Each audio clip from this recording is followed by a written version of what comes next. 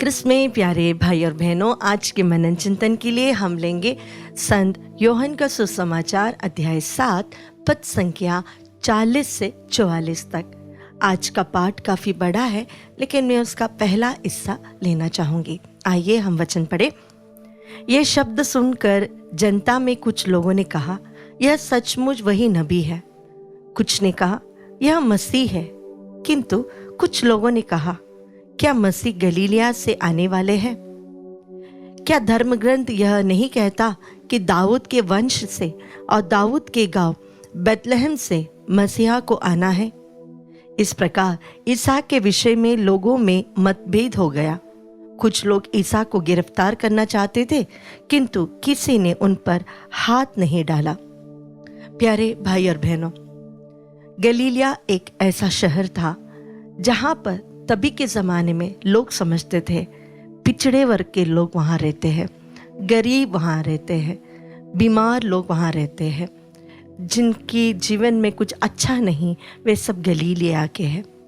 जो शिक्षित नहीं, जो सिविलाइज्ड नहीं, वे सब गलीलिया के हैं। और यरूशलेम शिक्षित लोगों का, सिविलाइज्ड लोगों का, स्टैंडर्ड लोगों का, अमीर लोगों का शहर है।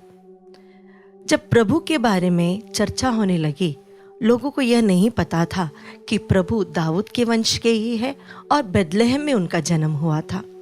लोग सिर्फ उन्हें नासरत यानी गलीली के एक नबी के रूप में जानते थे, क्योंकि वे ज़्यादातर अपने जो भी मिनिस्ट्री उन्होंने किया है वो गलीलिया में किया है। हमारे कलीसिया में या हमारे समाज में भी हम लोगों को बहुत कास्टिज्म के ऊपर, अमीर गरीब इसके ऊपर, कलर के ऊपर या फिर स्टैंडर्ड ऑफ लाइफ के ऊपर बहुत सारे टिप्पणियां देते हैं। हम ऐसे लोगों को एक्सेप्ट नहीं कर पाते जो हमारे सोशल स्टैंडर्ड में नहीं आते।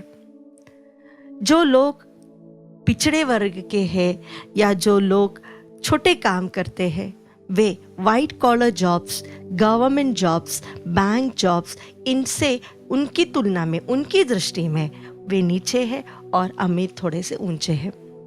कलीसिया में पहला यह नहीं था, लेकिन कई जगहों पर लोकल ट्रेडिशंस के कारण ये अमीर गरीब कास्टिज्म्स, इसके डिफरेंस आते हैं।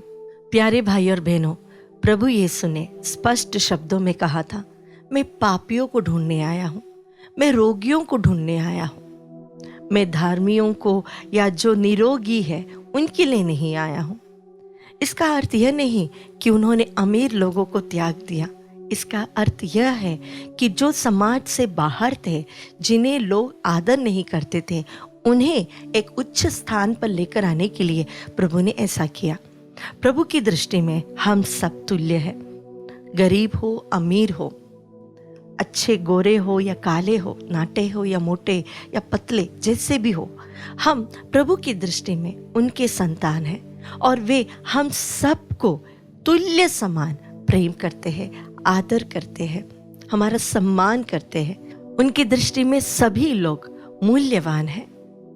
प्यारे भाई और बहनों, जब हम किसी को हमारे हृदय से, हमारे समाज से, हमारे सोशल सर्कल से दूर रखते हैं, तो याद रखिएगा हम प्रभु को हमारे जीवन से दूर रखे हैं, क्योंकि उनमें भी प्रभु बसता है।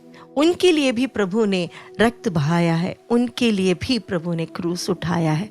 जो प्रभु मेरा है वह सबका है। हाँ, ये है कि मेरा मन में प्रभु के प्रति प्रेम अधिक हो सकता है, लेकिन प्रभु तो सबको एक समान प्रेम करते हैं। आइए आज हम कोशिश करें, हम जिस समाज में रहते हैं, जिस कलीसिया से हम बिलोंग करते हैं, हमारे परिवार, आस पड़ोस के लोगों के बीच में समानता रखें, सबको एक समान प्यार करे, एक समान सम्मान करे, सबको एक्सेप्ट करे। आप ऊंचे जाति के हो या नीचे जाति के हो, यह प्रभु मायने नहीं रखता। आप अमीर हो, आप गरीब हो, यह भी प्रभु मायने नहीं रखता।